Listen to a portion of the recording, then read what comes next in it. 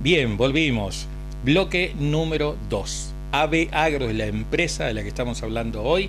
Una entrevista para que valga la pena decir que este es un ciclo de entrevistas de actualidad, porque hemos hecho muchas entrevistas políticas, pero en este caso un emprendimiento, ¿sí? Un emprendimiento con una inversión millonaria. Nos vamos a ir enterando en el paso a paso que esa inversión millonaria tiene un impacto en la región. Claro, porque si nosotros decimos invierten 11 millones de dólares, pero no queda ni un centavo en la región, bueno, entonces ¿para qué queremos un emprendimiento de esa magnitud, no? Sin embargo, nos va a ir contando Daniel Barruti cómo impacta esto, ¿sí? Porque aquí se compra combustible, aquí se trabaja con los mecánicos, con los repuestos, con la alimentación de toda la gente que trabaja. Hay mucha gente que vive en el campo, se pincha una cubierta que venía a arreglarla acá. Es decir, hay todo un circuito virtuoso que se genera a partir de este emprendimiento, además de los sueldos. La mayoría de la gente que trabaja es de la localidad, así que un impacto económico importante, pero paso a paso. Eso ya va a llegar porque se lo preguntamos también. Ahora, en la continuidad de la charla, nos va a contar, cuál es el tenor del emprendimiento, a dónde quieren llegar. Desde que iniciaron tenían una idea original. ¿Se cumplió toda esa idea original? No, ya te lo adelanto que no, porque todavía está en proceso. ¿Ya están ganando dinero? Te podemos decir que no, porque nos dice que la amortización está prevista hacerla en 8 años y llevan muy poco tiempo todavía, con lo cual lo que están haciendo es poner dinero y poner dinero. Dentro de 8 años llegarán a empatar, a decir, bueno, ahora sí, recuperamos todo lo que invertimos y empezará la ganancia. Mientras tanto, hay que mantener el equilibrio, porque Camesa le exige la entrega de energía eléctrica de 2 megas por hora. No puede bajar, ese es el piso, 2 megas por hora. No pueden producir, problema de ellos. Ellos se comprometieron y firmaron el contrato. Así que es una empresa, un emprendimiento, una iniciativa que tiene que llevar un equilibrio, ¿sí? Bueno, de todos estos detalles nos enteramos ahora. Bloque número 2, el entrevistado es Daniel Barruti, gerente operativo de AB Agro. Allá vamos. Joy, joy, I've got joy down in my soul, because there's something about the Spirit of Jesus that gives me such joy, joy, joy. Ustedes tienen, digamos, un corset, que es la cantidad de energía que tienen que producir, porque tienen un acuerdo firmado y, digamos, tienen una materia prima que es la que produce esto. Ahora, ¿cómo hacen para mantener ese equilibrio? Si la pueden producir tal cual le estaba en los papeles ordinariamente, o si tienen que recurrir a buscar materia prima para seguir produciendo. ¿Cómo está eso?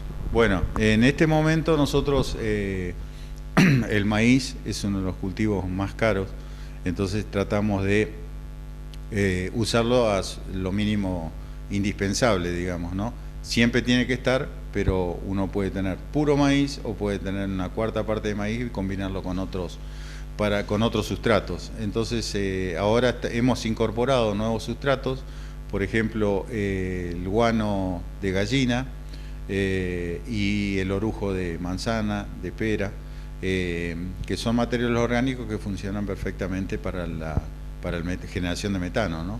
Entonces es una dieta mezclada que no es fácil balancear, por eso tenemos el químico que lleva adelante todo el proceso en cuanto a proporcional, ¿no? Lo proporcional de cada sustrato, porque en realidad la planta funciona como un animal vivo, es como si fuese una vaca. Yo le puedo meter toda la comida de golpe y que se empache, o lo puedo dar de comer en forma normal y que haga su digestión lógica, ¿no? Bueno, en esto pasa lo mismo. Si yo lo empacho, me quedo sin gas, tengo que volver a empezar el proceso. Ese proceso me puede tardar 1 mes, 20 días, depende de la gravedad. Entonces es un equilibrio que hay que mantener muy, muy bien aceitado, digamos, ¿no? Pero sí es cierto, inclusive ahora empezamos con el aceite vegetal usado de restaurantes, roticerías, de uso doméstico, que ya no... Al usuario ya no le sirve porque ya tiene varias freídas, ya perdió su calidad. Nosotros nos sirve para recolectarlo y meterlo como un nuevo sustrato a la planta. Es decir, todo lo orgánico que pueda ser factible de poder transformarlo en metano y por ende en biogás, ¿no es cierto? ¿Esto hizo variar los costos, el hecho de que hayan tenido que buscar otro tipo de producto que seguramente le suma transporte y demás? Sí, pero son siempre, pensemos que son elementos que ya otro no usa.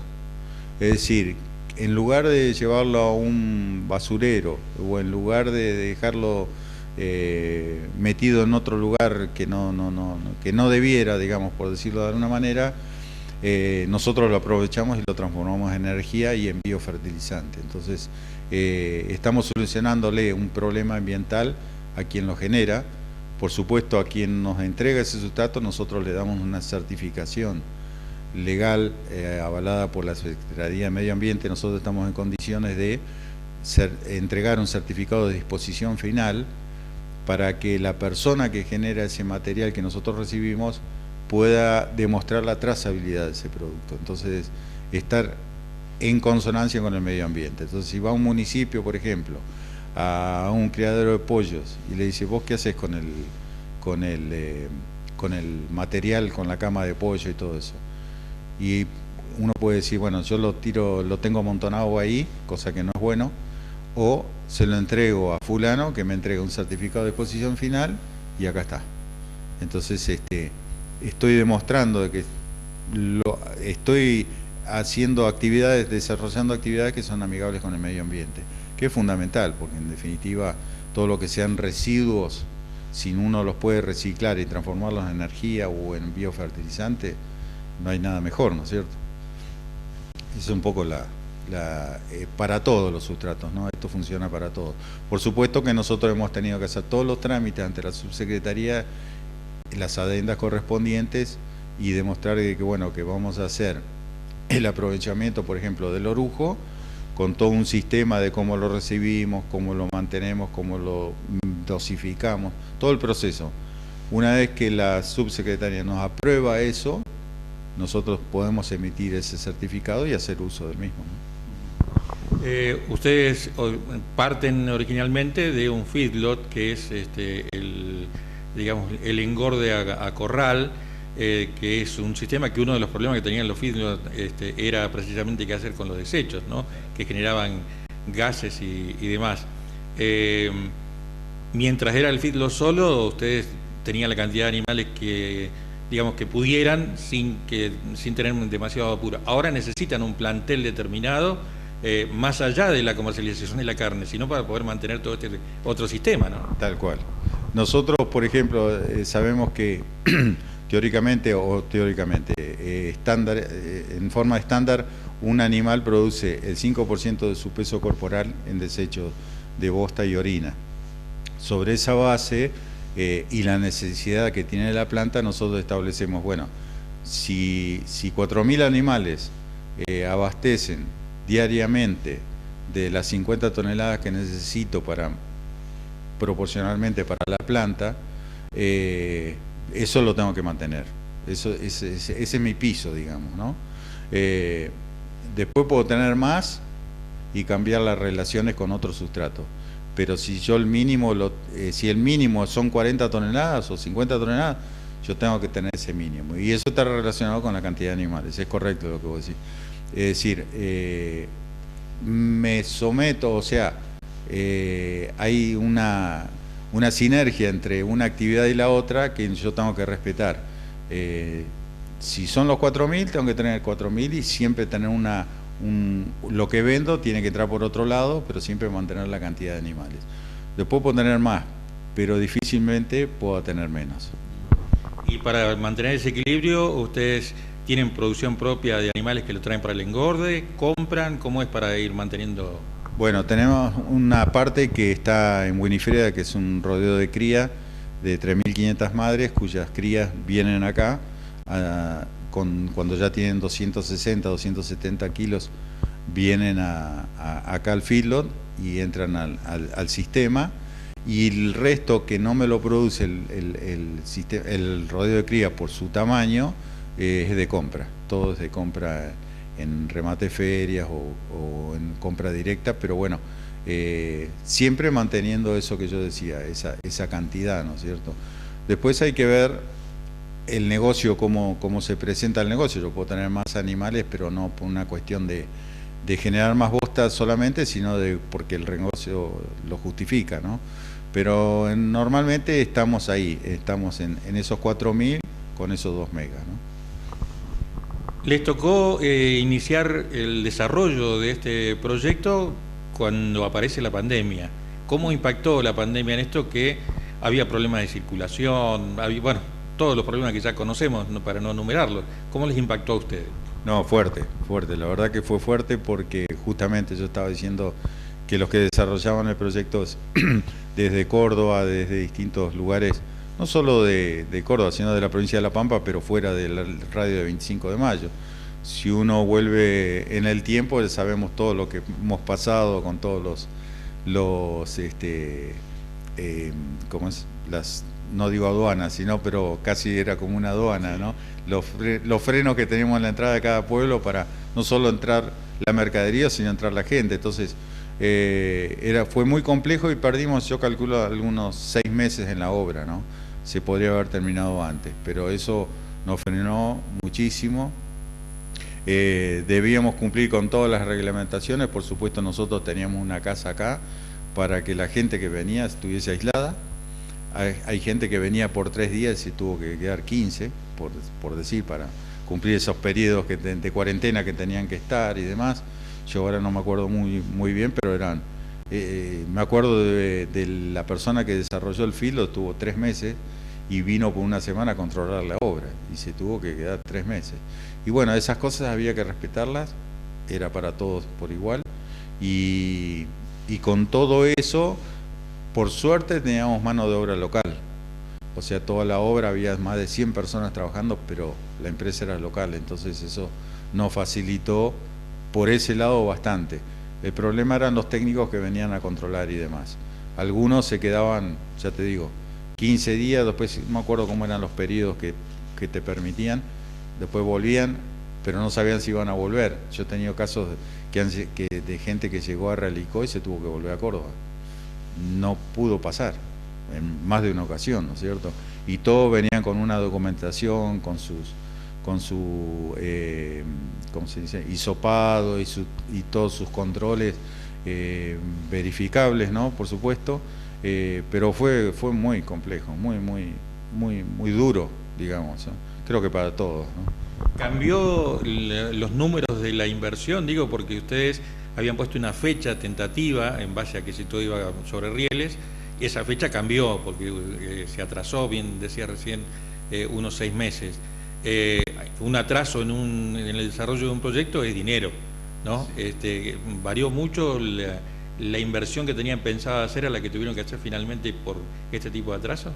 No, vos sabés que ya estaba, por supuesto, bueno, lo que podía incidir, que era toda la compra de insumos y materiales, estaba todo ya cerrado.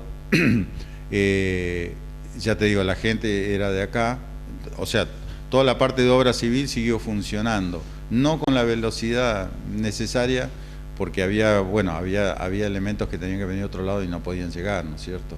Los motores vinieron de España, nada menos que de España, cuando España tenía todos esos problemas. Después tuvieron un temporal, me acuerdo, tardaron 45 días más en llegar, pero el problema no era más que ese, el problema era llegar en tiempo y forma a cumplir con el contrato. Es decir, el contrato tenía que ser yo me acuerdo si eran primeros días de marzo o fines de febrero del 2021. Y nos atrasamos, yo creo que fueron 10 o 15 días por un tema burocrático de papeles, porque lo que se perdió en un tiempo se metió pata es como que se compensó, digamos, ¿no?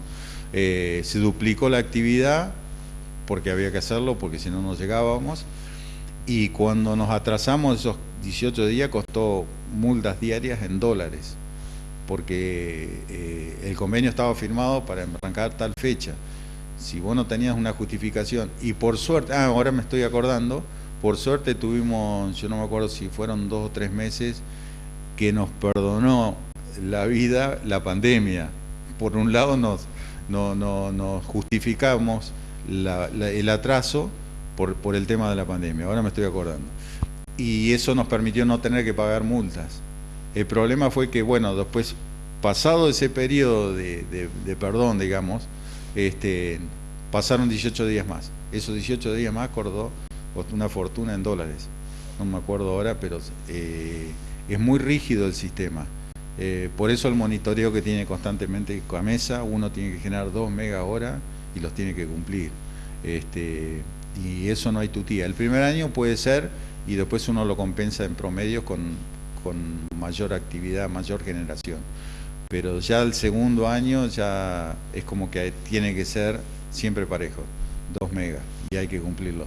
Si vos no cumplís con eso, multa. Y multas que son pesadas, ¿no? Ahora hablemos de números. Por un lado, lo macro, ¿no? ¿Cuál era el monto pensado de inversión original? Si bien ustedes venían trabajando en la misma actividad, pero no produciendo gas, por ejemplo, ustedes estaban dedicados únicamente al feedlot, ¿sí? Pero cuando aparece esta oportunidad que nos contabas al principio, y a partir de ahí, me imagino que habrán proyectado una inversión determinada de dinero y una amortización en determinado plazo. ¿Cómo está eso? Primero, ¿cuál es la inversión y cómo va, si va al ritmo que pensaban, ¿no? Bueno, nosotros estábamos, la inversión eran 11 millones de dólares el total. El total sin el riego no se pudo hacer, la ampliación del riego no se pudo hacer. Estaba lo que está, o está lo que estaba. Pero el plan de negocios o el plan económico dice que en 8 años esto se recupera, a partir de los 8 años recién se puede recuperar la inversión. Hasta ahora con la generación y con todo lo que estamos planeando vamos bien. El desafío grande, por eso yo te decía hoy, el desafío grande es mantener la generación continua, cumplir con la existencia, conseguir todos los sustratos necesarios, aparte de los que ya tenemos, para cambiar la ecuación económica. Por ejemplo, el maíz, que es un cultivo caro, poder bajar su proporción y meter otro cultivo, otro sustrato más económico. Eso es un desafío que estamos teniendo. Pero los valores iniciales, lo que estaba planeado hasta ahora, pensemos que es un año, ¿no? Estamos hablando de 8, hasta ahora vamos bien. Hasta ahora vamos cumpliendo al pie de la letra, pero bueno, esperamos seguir así los próximos 7 años, ¿no? I got joy, joy, joy. I've got joy down in my soul, because there's something about the Spirit of Jesus that gives me such joy, joy, joy, joy. Bien, pasó el número 2 de los bloques, ¿eh? Yo me acuerdo como si fuera hoy lo que fue la pandemia en el 2020, cuando no se dejaba entrar a nadie, y me acuerdo de los correos electrónicos que se mandaban al comité de crisis. Yo participaba como redactor de los comunicados en ese comité de crisis, así que participaba en las reuniones, y llegaban los correos pidiendo: por favor, déjenos entrar, que hay una persona que viene de tal lugar y la necesitamos. Sí, esa persona puede entrar, pero tiene que estar 15 días aislada, recién después puede entrar a trabajar. Así que imagínate lo que fue. Por eso nos dice que se produjo un atraso importante por la pandemia. Bueno, parte de la historia de este emprendimiento. Una nueva pausa, venimos en un ratito nada más. Dale.